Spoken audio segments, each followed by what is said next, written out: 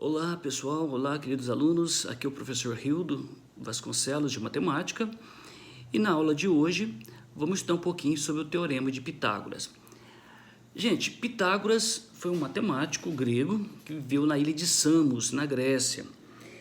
E ele que elaborou, ou atribui a ele, a descoberta ou a invenção das relações entre os lados de um triângulo retângulo.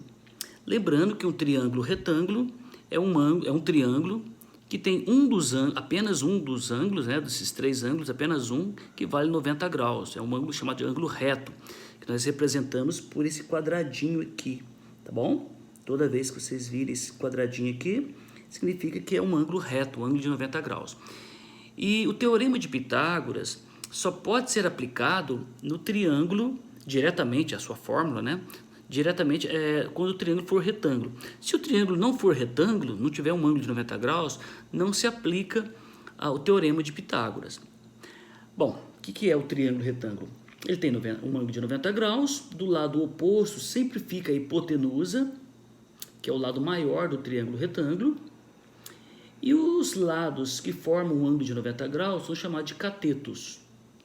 Cateto, em grego, significa tudo que está na vertical, que ao cair na horizontal, ao cair, forma um ângulo de 90 graus. Então, cateto é tudo que está na vertical, que ao cair na horizontal, forma um ângulo de 90 graus. Isso é a definição de cateto. E a hipotenusa é o lado maior do triângulo retângulo. E a hipotenusa esse lado sempre vai ficar do lado contrário ao ângulo de 90 graus. Então está aqui, gente, o Azinho eu chamei de hipotenusa, o Bzinho e o Czinho são os catetos, que formam o ângulo de 90 graus. Então a hipotenusa, vamos escrever aqui, é o lado maior, então lado maior do triângulo retângulo, tá bom? Sempre o lado maior. E os catetos? Os catetos que formam, são os lados que formam o ângulo, um ângulo de 90 graus, chamado ângulo reto, ok? Esse 90 graus é esse quadradinho aqui, ó, que eu falei para vocês. Então tá aqui o triângulo retângulo, tem um ângulo de 90 graus, a hipotenusa sempre se chama de Azinho, e os catetos de Bzinho e Czinho, tá certo?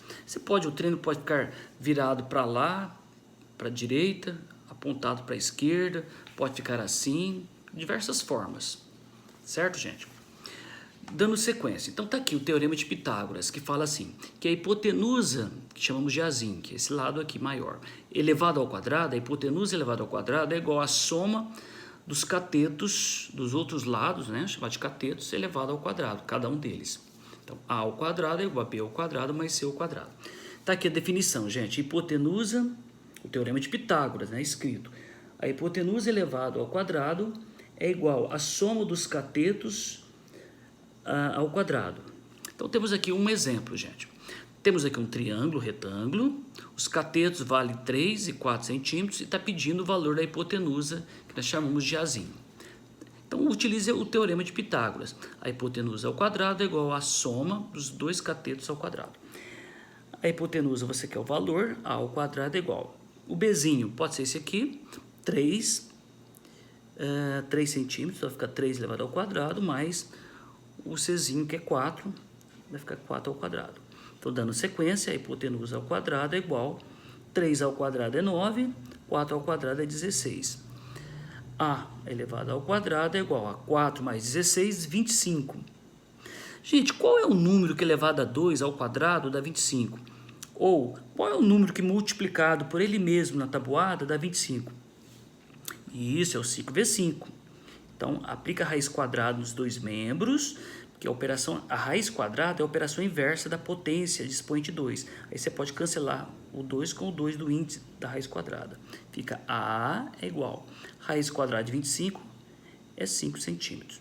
Pronto, gente. Então, nós achamos o valor da hipotenusa, que é o lado maior, que vale 5 centímetros. Tá bom? Espero que tenha entendido. Eu vou dar sequência dessa mesma matéria numa próxima aula. Tá bom? Obrigado e até a próxima.